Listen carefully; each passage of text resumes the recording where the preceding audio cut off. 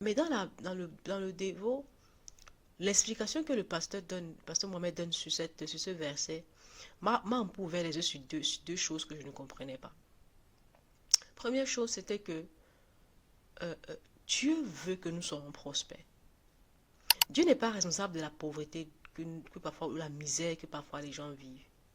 Son désir, son cœur, c'est que nous ayons tout ce dont nous avons besoin.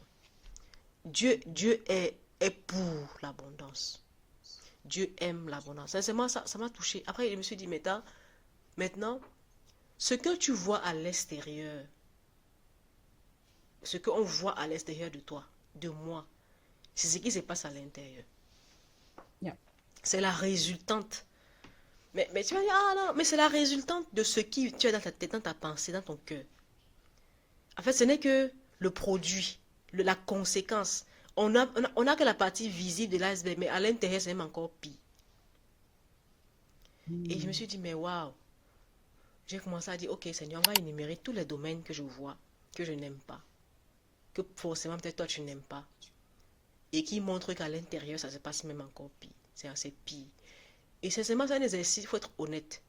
Quand tu sais que tu ne vis pas l'abondance, check, checklist, ici, là. Il faut que je change cette chose-ci. Il faut que je change la façon dont je pense ici. Et sincèrement, c'est un exercice qui m'a ouvert les yeux. Zaba, pour toi, qu'est-ce qui t'a touché sur cette deuxième partie qu'on veut aborder? Mais moi particulièrement, ce verset-là, c'est un verset que je veux garder tous les jours, me rappelant que, Sorel, tu prospères. Ce que tu vois à l'extérieur, c'est ce qui se passe à l'intérieur de toi. Donc, si tu as quelque chose à l'extérieur de toi que tu vois que tu n'aimes pas, va checker à l'intérieur pour voir comment tu vas changer certains aspects de ta vie. Mais, Mariam. ce que tu viens de dire me parle beaucoup et ça m'a ramené sur le Proverbe 27 au verset 19 que j'ai lu Mhm, il y a quelques jours aussi qui est resté scotché un peu qui est resté dans mon esprit. Ça disait, je lis la parole de Dieu, regardez dans l'eau, vous verrez votre propre visage s'y réfléchit. Sondez le cœur d'un homme, vous verrez s'y réfléchit votre propre cœur. mhm, Ça voudra dire en fait que ce que tu exprimes mhm, concernant une situation ou bien quelque chose que tu n'aimes pas ou bien mhm. quelqu'un que tu n'apprécies pas, en fait, c'est l'état de ton cœur. Parce que Wow. tu as deux manières, possibles manières de regarder une situation, Mhm, de l'observer en voyant le verre à moitié plein ou le mhm. verre à moitié vide. Si tu le vois Wow. à moitié vide, c'est parce qu'au fond, tu es vide, en fait. Tu peux voir quelqu'un qui est en état de souffrance, ou mais tu peux voir quelqu'un qui est en train de t'irriter, ou mais quelqu'un qui a besoin. Mhm, Parce que même dans ce boost, le pasteur nous dit en fait que les difficultés de quelqu'un, le manque de quelqu'un constitue une source de bénédiction parce que le Seigneur va t'ouvrir les yeux pour te montrer qu'il y a un problème.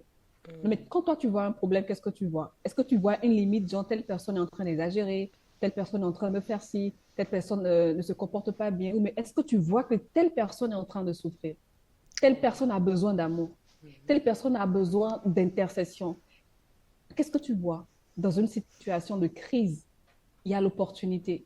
Aïe, Et il y a puis, il y l'opportunité. a aussi ta manière de voir.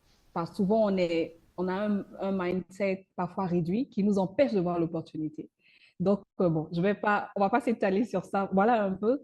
Ça m'a beaucoup parlé que tu reviennes dessus. Je crois que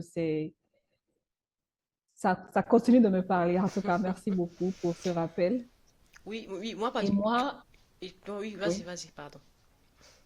ce qui m'a il y a tellement de choses qui nous accrochent à chaque fois qu'on lit.